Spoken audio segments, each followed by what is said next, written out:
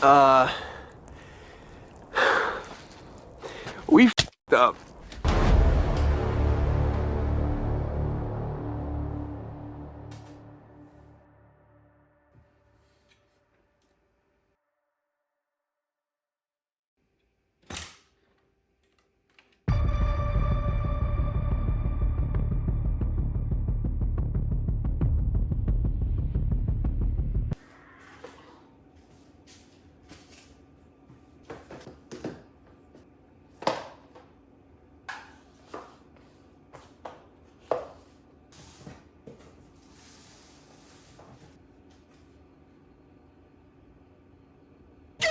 What's going on, guys? This is Brooke Taylor, aka BTX, and right now you're watching me build my first PC.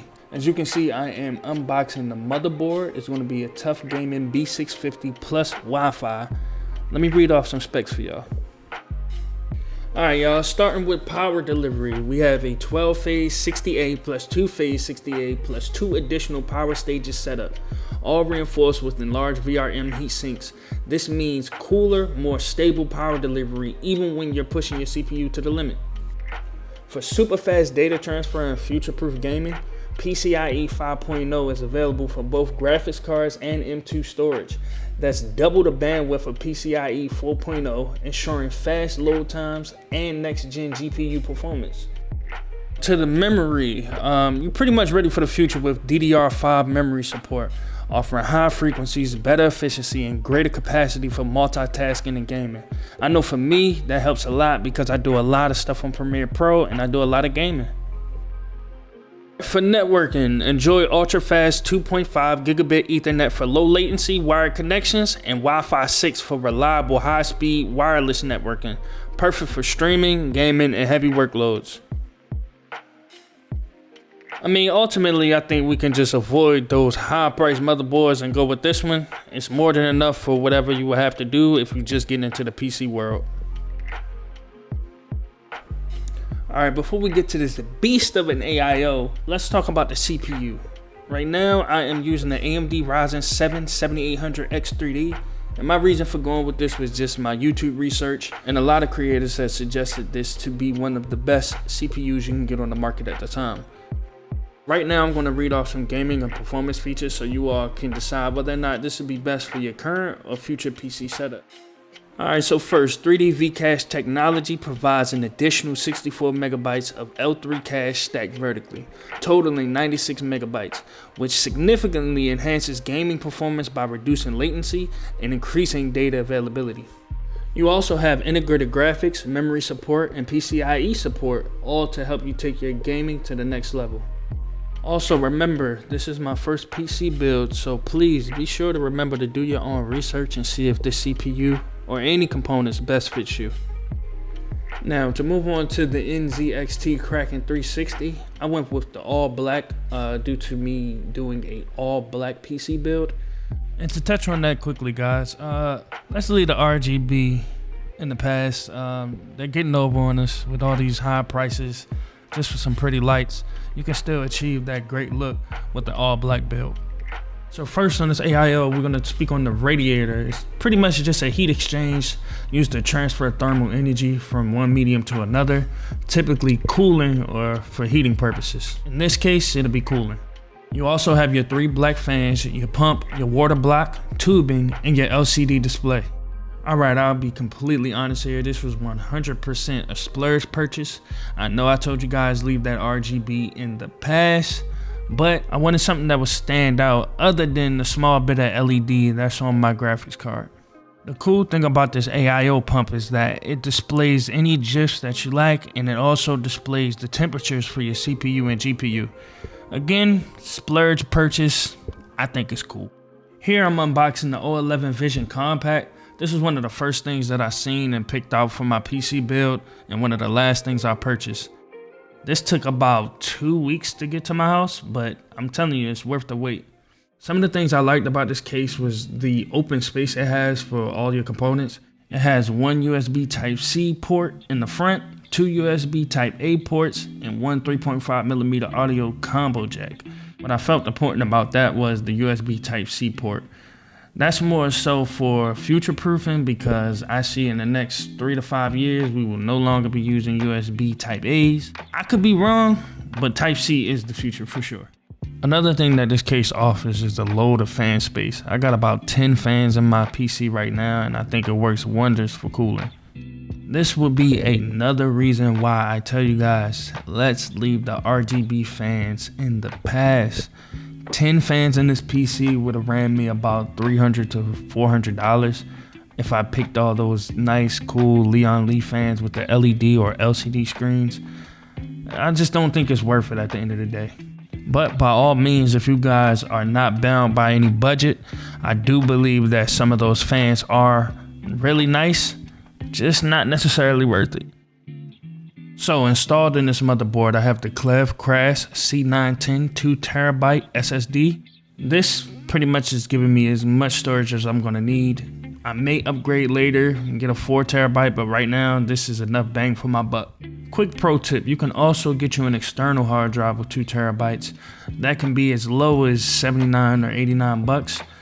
I personally though would do my research, because these are your precious files and you do not want them to get lost. Now, if you just seen that on your screen, I dropped my tripod installing my AIO. Please, you guys, be careful, because I dropped every screw that was in those boxes, and this added like another 20 to 30 minutes onto my build time, and boy, was I upset. Here you see me installing the AIO pump after installing my motherboard. Pretty easy install. I just use my hand to tighten down the thumb screws and then use my screwdriver to finish the job. And then at the end, I'm screwing in my fans to the top of my case. Easy install, guys. Alright, so as you can see, I'm just going to be snaking these wires through just so I can get them ready for cable management. Probably the worst part of this entire build. But here you see me just preparing myself and getting all these wires to the back so I can plug them up to my power supply. All right, so now we are installing our fans, and I believe I went with, what is that, 1, 2, 3, 4, 5, 6. I think I went with 12 Arctic fans, and 3 on the bottom, 3 on the side back panel, and 1 on the left front panel. Now, right here, you might be thinking to yourself, bruh, that is only 7 fans. What are you talking about? Well, I had the 3 AIO fans that came in all black, so I didn't need to use the rest of those fans. But again, if you had to get those RGB lights, you will be using 3, 6, 9, 10 fans on the bottom, top, rear, and left side of this case. Not worth it, man. $300, $400. You can put that in your pocket or put that towards something else in your PC. So make the smart decision, guys.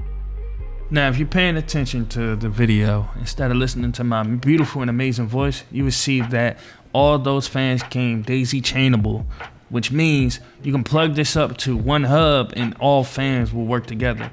I use this in the back of my PC to help with cable management, and it works fine so far. Every fan blows at its max speed, and when this PC is not working hard, the fans are completely silent. So hopefully this doesn't drop up the price, but I have to be honest and transparent with you guys. You are wasting your money. Now here we are working on the 1000 watt power supply from Leon Lee, and if I'm being honest, this was more so on the pricier side. I did not need to get this at all, but at the time when I was purchasing my PC, I did not do good research on these specs.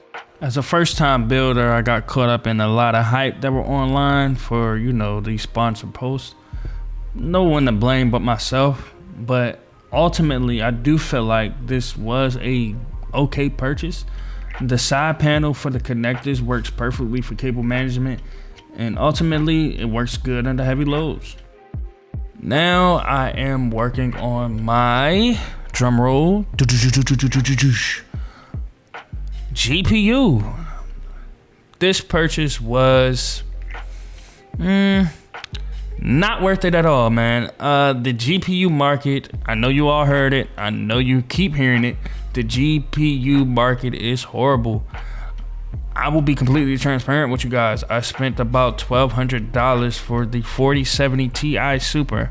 This is technically a 4K card, but it plays great in high 1440p and okay to not good at all in 4K.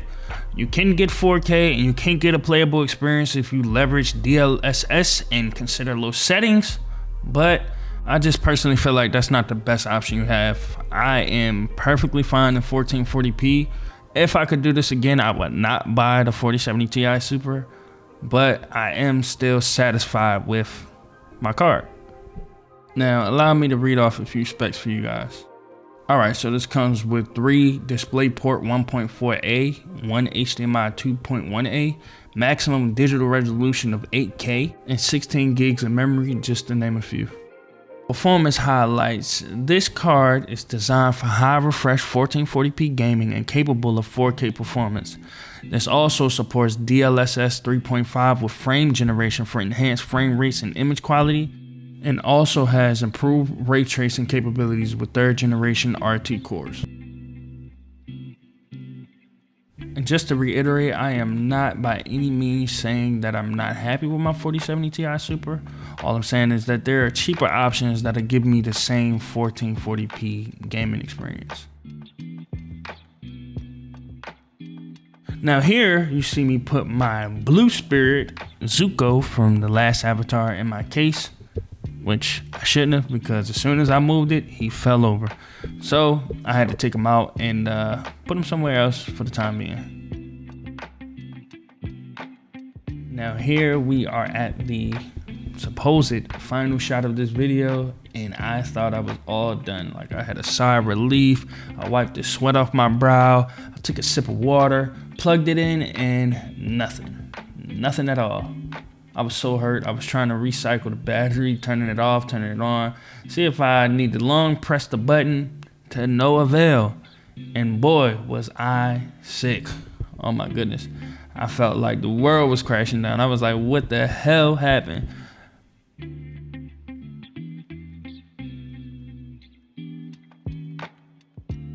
This literally took me about an hour, maybe even 2, just to figure it out. I went through all troubleshooting ideas, man. I unplugged everything. I replugged everything. I took off the AIO pump. I put the AIO pump back on. I did everything. Then boom, one of my fans were plugged into the LED port. Stop buying LED fans, man. Hey man, you would think that LED fans slapped my mama or something, but they didn't. It's just those prices, man. They are really getting over.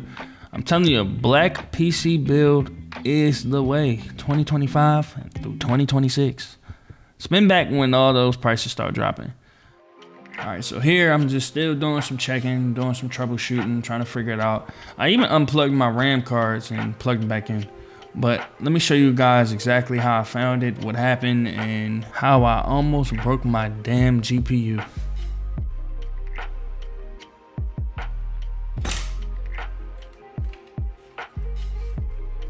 And right there, you guys, right there, I almost flushed $1,200 down the drain, not including taxes. I did not break the GPU, but I did break a small piece on the motherboard that holds the GPU in place. And boy, was I scared.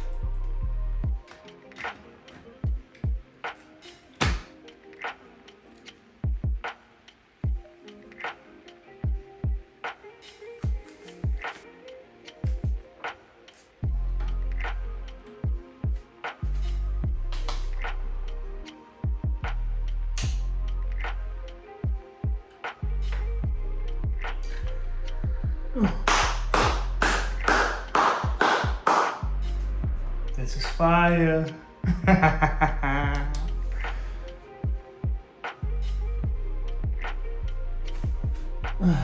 Yes. Yeah. Alright guys, this is BTX, and if you made it to the end of this video, thank you. I really appreciate it.